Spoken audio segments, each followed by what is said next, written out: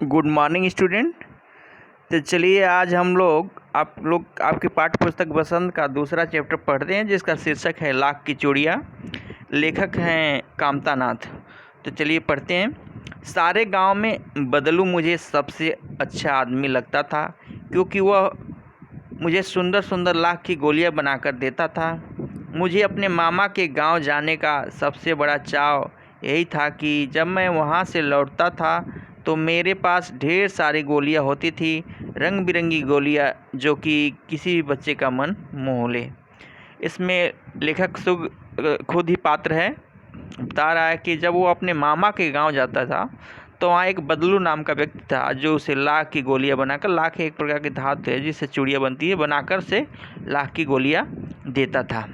ठीक, वैसे तो मेरे मामा के गांव का होने के कारण मुझे बदलू को बदलू मामा कहना चाहिए था, परंतु मैं उसे बदलू मामा न कहकर बबलू काका कहा करता था, जैसा कि गांव के सभी बच्चे उसे कहा करते थे। बता रहा है लेखक कि वो चूँकि मेरे मामा के गांव का था तो उसे बदलू मामा कहना चाहिए था, लेकिन मैं उसे बदलू मामा न कहकर उसे बदलू काका कहता था, क्योंकि उस गांव के बच्चे उसे बदलू काका कहते हैं।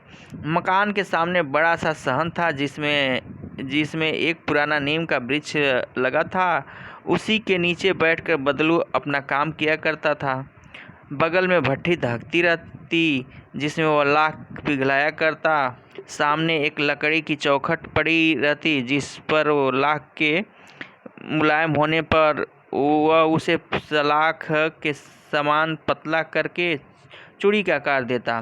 पास में 4-5 विभिन्न प्रकार के बेलन नुमा मुंगेरियाँ रखी रहती, जो आगे में कुछ पतली और पीछे में मोटी होती थी।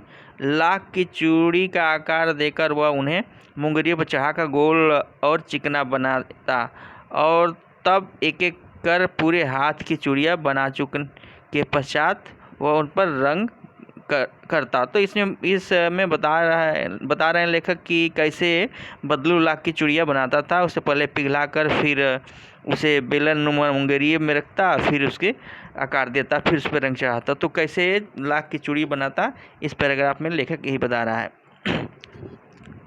बदलू यह कार्य सदा ही एक मचिए पर बैठकर किया करता था, जो बहुत ही पुरानी थी। बगल में ही उसका हुक्का रखा रहता, जिसे वह बीच बीच में पीता रहता। गांव में मेरा दोपहर का समय अधिकतर बदलू के पास बीतता। वह मुझे लला कहा करता और मेरे पहुंचते ही मेरे लिए तुरंत एक मचिया मंगा देता। मैं घंटों बैठे बैठे उसे इस प्रकार चूड़ियाँ बनाते देखता रहता। लगभग रोज़ ही वह 4-6 जोड़े चूड़ियाँ बनाता। पूरा जोड़ा बना लेने पर वह उसे बेलन पर चढ़ाकर कुछ क्षण चुपचाप रहता, मानो वह बेलन न होकर किसी नववधू की कलाई हो। तो लेखक बता रहा था कि जब वो बदलू के पास जाता था तो बदलू से उसके लिए बैठने के लिए मचिया पास मंगाता। ठीक, बदलू उसे लल्ला कहकर पुकारता था हमेशा। लेखक को बदलू हमेशा लल्ला कहता था।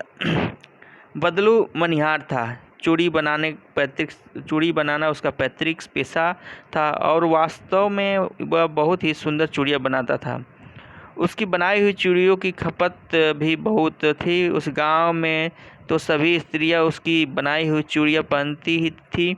आसपास के गांव के लोग भी उससे चूड़ियाँ ले जाते, परंतु वह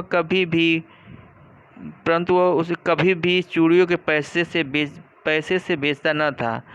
उसका अभी तक वस्त्र विनिमय का तरीका था और लोग अनाज के बदले उसकी चूड़ियाँ लेते थे। तो बता रहा है कि बदलू चूड़ी गांव में उसकी चूड़ियाँ बहुत प्रसिद्ध थी, तो उसकी चूड़ियाँ ले जाते थे, लेकिन कभी उसका पैसा नहीं। वस्त्र विनिमय का अर्थ होता है वस्तु के बदले वस्तु, तो वो अनाज के बदले चूड़ियाँ देता था। बदलू स्वभाव से सीधा था। मैंने कभी भी उसे किसी से झगड़ते नहीं देखा।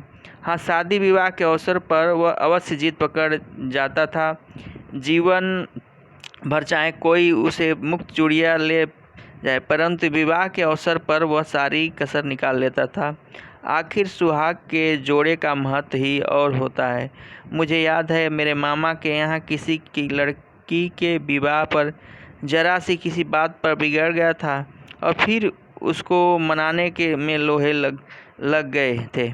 विवाह में इसी जोड़े का मूल्य इतना बढ़ जाता था कि उसके लिए उसकी घरवाली को सारे वस्त्र मिलते, ढेर अनाज मिलता, उसको अपने लिए पगड़ी मिलती और रुपये जो मिलते सो अलग से। तो बता रहा है लेखक कि ऐसे तो सामान्य तौर पे अपनी चूड़िया अनाज के बदले बेचता था, लेकिन जब शादी विवाह पड़ता था, जो जोड़ों के लिए, जब वो सुहाग के जोड़ों के लिए चूड़ी बनाता तो उसके लिए मुँह मांगी रकम लेता था। जैसे पगड़ी, ढेरों अनाज मिलता, उसको अपने लिए पगड़ी मिलती, घरवाली के लिए साड़ी। बता रहा है कि उस समय तब वो जीत पकड़ लेता था। आगे देखते हैं क्या है। यदि संसार में बदलू को किसी से चीड़ है तो वह कांच की चूड़ियों से। यदि किसी भी स्त्री के हाथों में उसे कांच की चूड़ियाँ दिख जाती तो वह अंदर ही अंदर कूद उठता। कभी कभी तो दो चार बातें भी सुन। तो बदलू को कांच की चूड़ियों से बड़ा घिन था। वो कांच की चूड़ियाँ नहीं पसंद करता था, हमेशा उसकी शिकायत करता था। ठीक ना। तो इस में बताया गया है कि बदलू के स्वभाव को दिखाया गया है। तो स्टूडेंट, इस वीडियो में बस इतना तक। अगले वीडियो में शेष भाग देखेंगे। Thank you.